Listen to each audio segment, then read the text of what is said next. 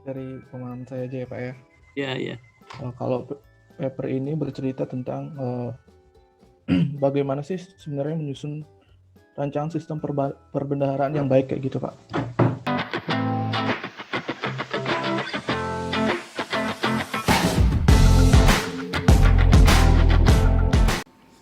Assalamualaikum warahmatullahi wabarakatuh. Selamat bertemu di video saya, pernyataan diri dosen untuk memenuhi persyaratan sertifikasi dosen, unsur pengajaran yaitu yang harus disampaikan dalam bentuk audio visual. Sebelumnya saya izin memperkenalkan diri terlebih dahulu. Nama Sofwan Osus, SC FMS. Kan D3 di kampus ini, kan dulu namanya Sekolah Tinggi Negara, sejak 2016 menjadi Politeknik Keuangan Negara STAN.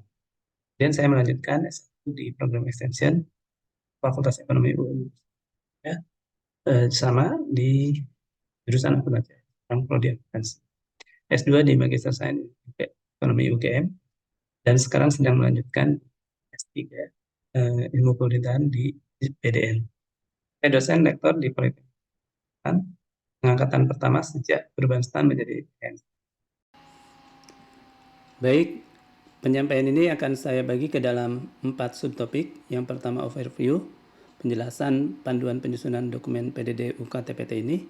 Kemudian saya juga akan menyampaikan YouTube channel saya. Selama ini beberapa pertemuan kelas saya rekam dan saya upload di YouTube. Kemudian pemaparan RPS, jadi salah satu YouTube di kelas tersebut membahas tentang RPS, khususnya di pertemuan pertama. Dan terakhir nanti saya berikan contoh juga bagaimana saya menyampaikan materi di kelas virtual di YouTube tersebut, di Zoom sebelumnya. Baik, masuk ke materi pertama, yaitu penjelasan mengapa disusun materi audiovisual. Ini saya mengambil di YouTube Profesor Sugianto. Dari paparan beliau ada penjelasan tentang penyusunan PDD TKPT ini. Saya mungkin review di sini. Ya, dosen yang disertifikasi wajib menyusun dokumen PDD UKTPT sesuai dengan rambu-rambu dalam dokumen pernyataan diri dosen. Ini ada 3 unsur ya, disampaikan dalam bentuk audiovisual yang dapat diakses secara bebas oleh masyarakat. Tadi disebutkan berdasarkan rambu-rambu untuk mengajukan ini audiovisualnya paling lama 30 menit, diunggah di situs web berbagi video, yaitu YouTube dan lain-lain. Nah, isinya penjelasan tentang salah satu mata kuliah delivery interaction, mudah-mudahan nanti memenuhi syarat ini. Ada penyampaian deskripsi kuliah, kemampuan yang diharapkan dari pembelajaran, sistem pembelajaran, metode pembelajaran, interaksi, dan terakhir rekaman video mata kuliah tersebut dapat berupa video rekaman tatap muka, tatap maya, real classroom, atau mikro. Berarti ini saya dalam tatap maya, Kronos. Video rekaman proses pembelajaran Kronos, dan hybrid ya. Nah, ini mungkin nanti saya sampaikan LMS-nya. Demikian untuk overview. Nah, selanjutnya kita akan masuk ke YouTube channel. Nah, saya tadi sudah membuka YouTube channel materi sistem informasi akuntansi. Nah, nanti YouTube channel ini saya sampaikan di deskripsi YouTube ini. Ini dimulai dari penjelasan RPS. Dan saya tambahkan siap 3. Nah, demikian untuk subtopik kedua. Nah, berikutnya subtopik ketiga, pemaparan RPS. Kita akan masuk ke YouTube yang tadi, yaitu siap mengapa belajar siap, ya, termasuk di dalamnya ada pembahasan RPS. Kami persilakan pemirsa sekalian untuk bergabung di YouTube tersebut langsung di dalam video ini. Selamat menyaksikan.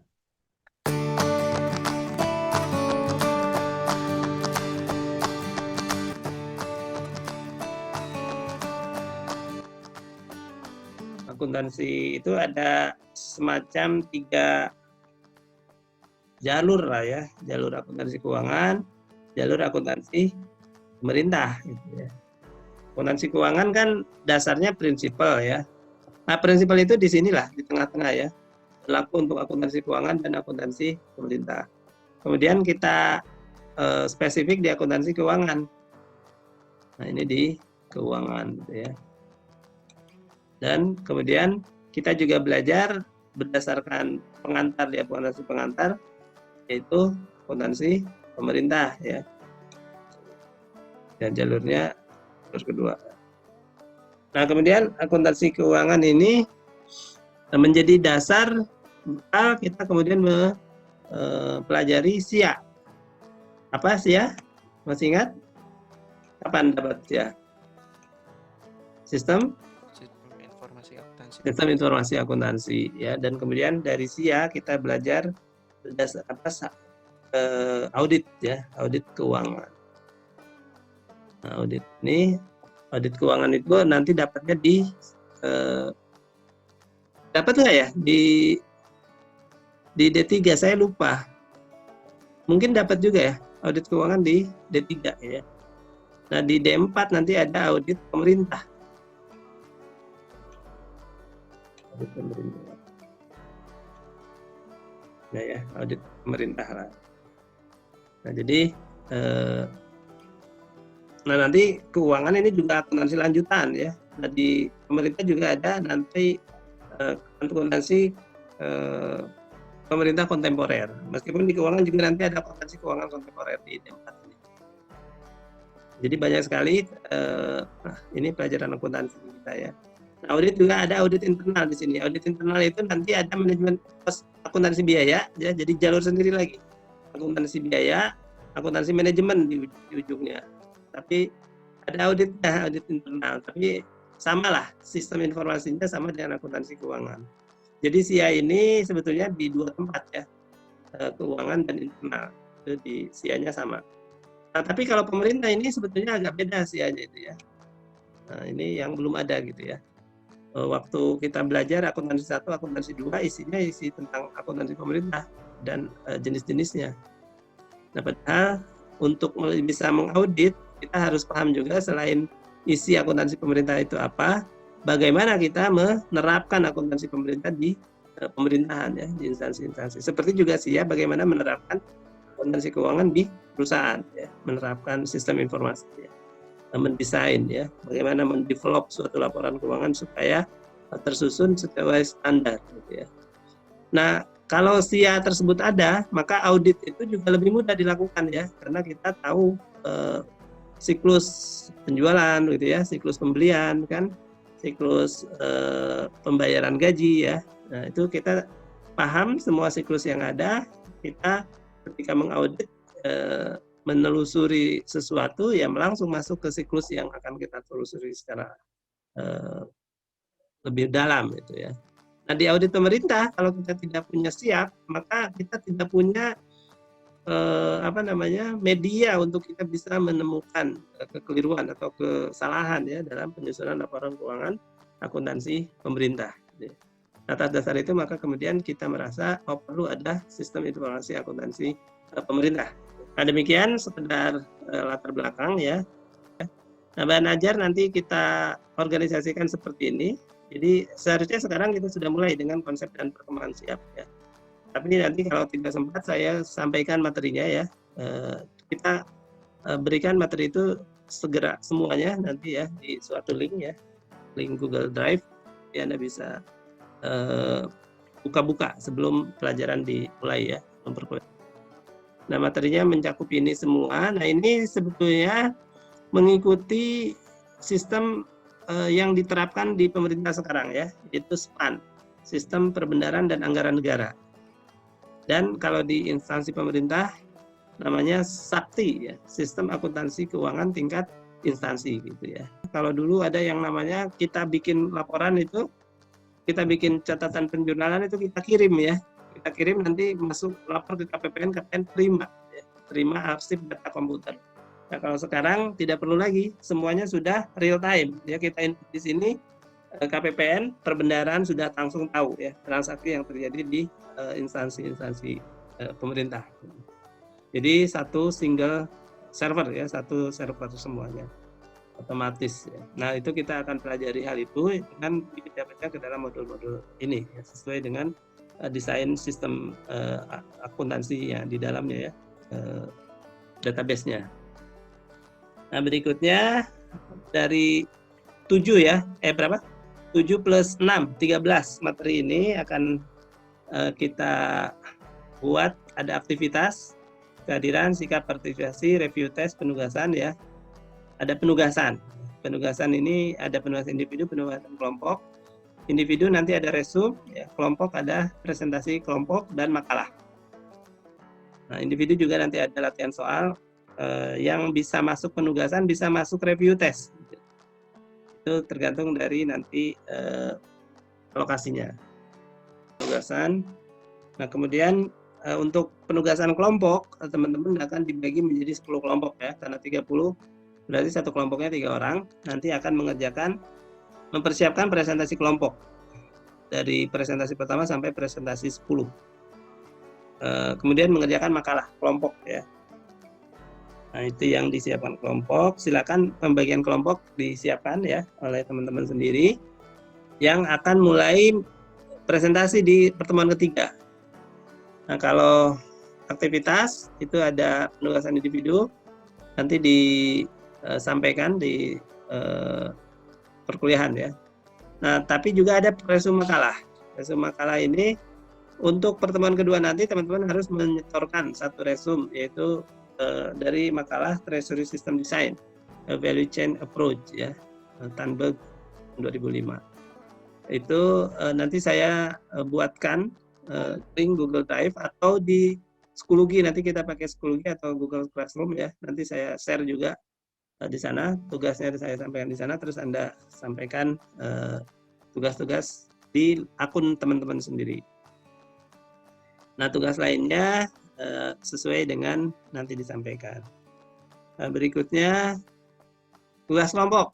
Nah, tugas kelompok ini ada presentasi tim, mulai PJJ ketiga tadi ya saya sampaikan, satu PJJ satu presentasi. Nah, tapi topiknya khusus ya, disamakan dengan topik yang sedang dibahas ya. Nah, itu sudah ada topik-topiknya, jadi nanti disiapkan kelompok mencari bahan-bahan, materi-materi terkait dengan topik yang akan dibahas ya. Jadi mulai dari PJJ ketiga sampai PJJ ke berapa itu ya, 10 kali ya, PJJ ke 13 gitu lah kira-kira. Kemudian ada penugasan menyusun makalah. Nah, temanya juga ditentukan ya, ada pilihan ya. Nanti silakan dilihat dan hasilnya diserahkan di pertemuan terakhir. Terakhir penugasan lainnya itu nanti sambil perkuliahan berjalan. Berikutnya, nah ini tadi yang topik presentasi tim, nanti silakan kelompok menyesuaikan ya. Kalau yang dia kelompok 1 misalnya paparan di pertemuan ketiga, ya, pertemuan itu akan membahas siklus dan modul penganggaran. Jadi topik siklus dan modul penganggaran saya yang akan menjelaskan ya. Ada belasan slide yang ada, slide-nya nanti teman-teman sudah akan dapat semuanya di depan ya. Dan yang kelompok presentasi akan memaparkan dampak redesign sistem perencanaan dan penganggaran terhadap kualitas penganggaran. Ini topik khusus yang terkait dengan siklus dan modul penganggaran. Nah, silakan itu dicari bahan-bahannya ya. Nah, sampai dengan PJJ ke 13. Ke topik-topik ya. Nah, kemudian topik makalah tim juga ada pilihan 4 ini ya.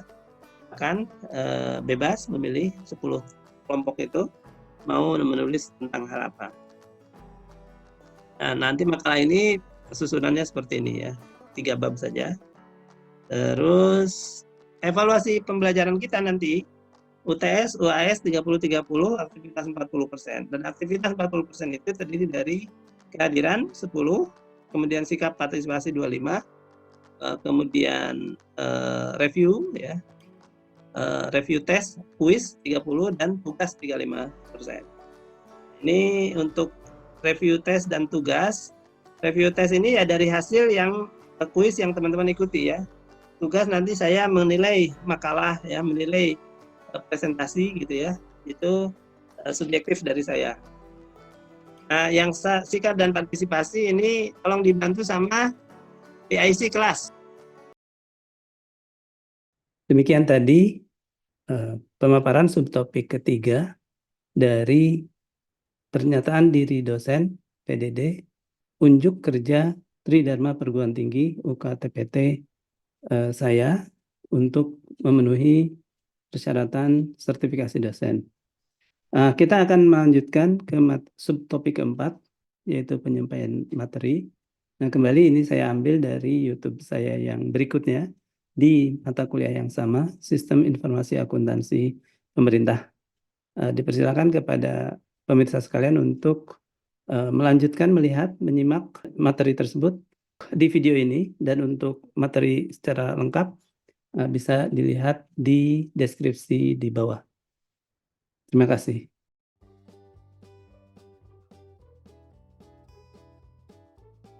Kelihatan ya? Kelihatan, Pak. Oh iya. Kelihatan, Pak. Sudah baca semua kan ya? Ada yang bisa menyampaikan menurut teman-teman paper ini latar belakangnya apa begitu ya? Menjelaskan tentang apa? Silakan, ada yang punya pendapat sebelum saya coba kita dalami ya bersama-sama. Ya, silakan. Dari pemahaman saya aja ya Pak ya. Ya. Kalau paper ini bercerita tentang bagaimana sih sebenarnya menyusun rancangan sistem perbendaharaan yang baik kayak gitu Pak.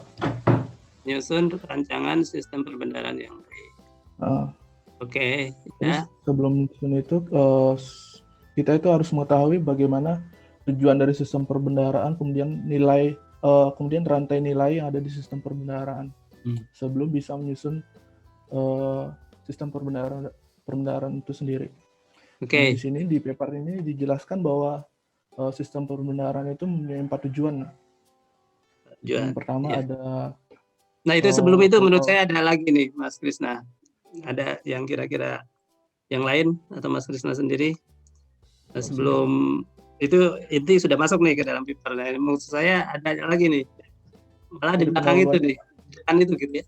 Itu. Di dasar sebelum masuk ke situ. Di latar belakang sih dijelaskan tentang fungsi perbendaharaan. Ya. Karena perbendaharaan ini merupakan salah satu elemen penting dalam manajemen pengeluaran publik atau anggaran sih sebenarnya. Ya, boleh. Ya, terima kasih. Fungsi perbendaharaan. Ya, barangkali yang lain coba. Terima kasih Mas Krisna. Silakan yang lain. Diskusi. Izin Pak. Ya, silakan Mas. Siapa ini? Mas Bilmaris Pak. Ya, silakan Mas. Kalau dari paper itu saya menambahkan dari Mas Krisna aja Pak. Itu terkait dengan sistem perbendaharaan yang di beberapa negara yang kondisi ekonomi itu berbeda, seperti di negara berkembang itu yang kapasitasnya terbatas, itu nanti konsolidasi fungsinya itu akan lebih efisien. Dari fungsi perbendaharaan efisien dilakukan dalam Kementerian Keuangan saja itu Pak. Nah, sementara perusahaan yang juga harus memiliki kantor vertikal di pemerintah pusat maupun daerah. Untuk dengan ekonomi transisi itu perbendaharaan cenderung memiliki tanggung jawab yang lebih luas Pak. Jadi hari ini kan mengatasi permasalahan tujuan pengelolaan keuangan dapat menerapkan mekanisme yang lebih baik dari negara berkembang, termasuk pengembangan FMIS yang telah disebutkan dalam fungsi yang disebutkan dalam jurnal itu. Lalu untuk yang negara maju itu biasanya menggunakan perbendaharaan secara virtual Pak, pakai sistem informasi yang lebih canggih dengan jaringan yang mumpuni. Itu aja Pak dari saya Pak. Ya, terima kasih Mas Fadil. Ya, betul ya yang tadi disampaikan sebelumnya, kemudian Mas Fadil ini sudah betul. Nah, coba maksud saya ada kira-kira yang lebih di depan lagi nih. Kalau kita ngajukan satu pertanyaan, nah itu adalah pertanyaan ini dijawab gitu ya dengan penjelasan di artikel ini. Nah, silakan, ada lagi yang ya Mas Aris atau siapa? Ya, izin Pak. Ya, silakan. Izin menyampaikan kalau saya menangkapnya ini kenapa paper ini dibuat. Pertama, muncul pertanyaan bagaimana sih kita membuat sistem perbendaharaan yang baik itu kayak gimana. Nah, terus ada kebutuhan karena analisis yang menganalisa sistem perbendaharaan di negara-negara yang berbeda itu masih sedikit gitu, makanya muncul paper ini. Oke, ya mungkin ya itu ya. Jadi ya sama lah. Saya sampaikan dengan bahasa saya ya seperti Mas Aris ya. Jadi sebetulnya paper ini menjawab bagaimanakah cara kita menyusun struktur organisasi sistem perbendaharaan di negara kita masing-masing gitu ya. Nah, jadi ini menjelaskan, memberikan guidance gitu ya. Kalau kita ingin membuat organisasi yang mengelola perbendaharaan di negara kita, apa saja yang harus kita perhatikan gitu kan. Nggak diseret kan sebetulnya pertanyaan itu gitu ya, tapi dari apa yang dijelaskan kita bisa memperoleh jawaban gitu ya atas pertanyaan. Menurut saya pertanyaan intinya dari situ ya. Meskipun kalau kita telusuri memang ya, jadi bisa saja atau mungkin malah kenyataannya gitu ya, artikel ini disusun sesudah dia melihat ya organisasi-organisasi yang sudah terbentuk kan di berbagai negara itu. Baru kemudian dia berpikir ya, yang menyusun artikel ini, oh kenapa sih organisasi-organisasi ini terbentuknya begini di satu negara, begini di satu negara gitu ya, begitu di negara lain gitu. Nah dia kemudian mencari jawaban gitu ya, kenapa terjadi perbedaan-perbedaan tersebut. Dan kemudian dia menyimpulkan, oh ternyata hal-hal yang membedakan antara satu negara dengan negara yang lain itu dalam mengorganisasi perbendaharaan mereka adalah hal-hal ini gitu ya yang dijelaskan. Jadi bisa kita lihatnya sesudah artikel ini berarti kita bisa melihat gitu ya ke depan ketika kita akan menyusun suatu organisasi perbendaharaan apa saja yang perlu kita lihat ya. Meskipun dari sudut pandang lahirnya artikel ini gitu ya ke belakang gitu ya, itu dia melihatnya dari yang sudah dibentuk ya di berbagai negara-negara yang ada gitu ya. Jadi bisa melihatnya secara retrospektif maupun prospektif gitu ya maupun. Nah ini saya sampaikan gitu ya. Pertama menurut saya ini tulisan yang cukup bagus ya untuk menjelaskan suatu penelitian seperti apa. Jadi penelitian itu bisa seperti ini. Ini namanya penelitian. Jadi penelitian itu mengambil konsep sebetulnya dia, mensarikan ya. Dia melihat praktek-praktek di berbagai negara kemudian mencari benang merah ya, apa saja yang sama gitu ya dari berbagai negara tersebut. Lahir dari apa? Lahir dari aktivitas kerja berpikir kita gitu yang kuat ya. Dia menciptakan konsep-konsep baru gitu ya. Ciptakan cara berpikir gitu ya. Kita coba lihat ya, kita masuk ke dalamnya. Sistem perbendaharaan itu mencakup banyak hal gitu kan, proses-proses yang berbeda-beda. Nah, harus dicari manajemen belanja publik yang efisien. Itu bagaimana caranya. Jadi menurut dia Fiscal Affairs Department. Apa ini Fiscal Affairs Department? Ada yang bisa menebak? Organisasi di mana dia kira-kira? Bagian dari IMF, Pak. Dari IMF ya. Jadi IMF itu punya departemen bagian ya. Nah, dia membantu banyak negara untuk memperbaiki manajemen anggaran dan memperkenalkan ya bagaimana memperkuat sistem perbendaharaan mereka ya.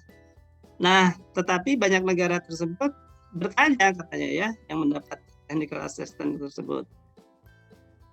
Contoh negara mana sih yang sistem perbendaharannya sangat efisien ya, cukup efisien, yang kemudian bisa dicontoh gitu. Jadi mereka bertanya seperti itu. Nah, tetapi sesudah dicek ternyata sistem perbendaharaan di banyak negara tersebut sangat very considerably ya, sangat berbeda-beda. Ada negara yang sistem treasury-nya dibuat dalam suatu institusi yang terpisah ya, dengan kantor yang besar ya, dan tanggung jawab dan kekuatan atau powers yang tinggi. Tapi ada juga negara yang fungsi treasury-nya dipecah-pecah ya, didelegasikan kepada banyak badan-badan pemerintah. Kemudian tidak memiliki kontrol dan koordinasi yang terpusatnya sangat rendah. Nah, jadi dengan kondisi seperti itu, maka si IMF ini kemudian berpikir bahwa sistem yang akan bisa melayani satu negara ya, yang akan selalu tepat itu ya di satu negara itu yang sudah berlaku ya, mungkin tidak akan seluruhnya tepat ya, untuk diterapkan di negara lain. Nah, karena adanya perbedaan-perbedaan suasana atau keadaan ekonomi yang berbeda ya, dan kapasitas negara-negara yang berbeda-beda. Jadi mereka menyimpulkan, oh ini ada berbeda-beda ini pasti karena beda-beda karakteristik negaranya. Dan kemudian dia mencari nih apa sih yang membedakan itu ya, yang nanti menjadi bahan gitu ya bagi para banyak negara itu, menjadi dasar mereka mempertimbangkan. Nah, dari yang sudah terutama berhasil kan ya berproses ya, dari dulu masih negara belum maju gitu ya menjadi negara maju, ya mereka mengaturnya pengalamannya seperti apa. Nah, keadaannya adalah kalau tentang sistem perbendaharaan di suatu negara banyak yang membahas ya, tetapi bahwa antar negara itu beda-beda dan apa yang menyebabkan perbedaan itu ternyata papernya masih langka ya. Nah, saya memprediksi ya, tapi sejak artikel ini diterbitkan mungkin sekarang sudah banyak ya artikel-artikel baru ya di topik ini yang juga membahas hal tersebut ya, dan barangkali banyak juga yang sangat bagus gitu ya berdasarkan dari hal ini. Nah, makanya kemudian dia menjelaskan ya apa tujuan paper ini. Ini mengeksplor ya, ini kan menjawab pertanyaan tadi. Nah, kalau yang eksplisit di sini disebutkan mengeksplor dasar dari pengorganisasian fungsi perbendaharaan di banyak negara yang kemudian berbeda-beda secara perkembangan pembangunan mereka ya, tingkat kecanggihan teknologi atau manajemen keuangan mereka. Nah, tadi yang ditanyakan ya oleh Mas Ria ya. Dan juga perbedaan tujuan manajemen keuangan mereka ya. Nah, menurut dia ada 3 hal tersebut yang membedakan. Nah, kemudian kedua, dia menganalisisnya dengan value chain ya, dengan asumsi value chain, rantai nilai. Nah, ini juga teori nih. Rantai nilai itu apa katanya? Itu adalah identifikasi dan pembedaan proses-proses dan output yang berbeda yang terlibat di dalam sistem perbendaharaan tersebut. Nah, di dalam framework value chain ini pemerintah dapat memilih apakah akan mengorganisasikan fungsi perbendaharaan itu dalam satu institusi atau didelegasikan tadi ya. Nah, jadi dia tadi ada beberapa yang mempengaruhi, kemudian dia analisisnya, dia asumsikan semua sistem perbendaharaan itu dibedakan fungsi-fungsinya dengan pendekatan value chain gitu ya. Nah, value chain itu yang menyebabkan kemudian ada institusi yang menyatukan semua chain gitu ya, ada institusi yang memisahkan chain-chain tersebut ya ke dalam berbanyak institusi lagi, institusi pemerintah. Nah, demikian, mohon maaf sehubungan waktu terpaksa diputus. Nah, untuk selengkapnya kembali bisa melihat di YouTube aslinya yang bisa dilihat di deskripsi video ini. Barangkali seluruh materi dalam PDD UK TPT ini sudah kami sampaikan, mudah-mudahan memenuhi yang diharapkan. Kami mengucapkan terima kasih atas kesediaan pemirsa sekalian untuk menyimak. Terima kasih, sampai bertemu di lain kesempatan. Wassalamualaikum warahmatullahi wabarakatuh. Terima kasih.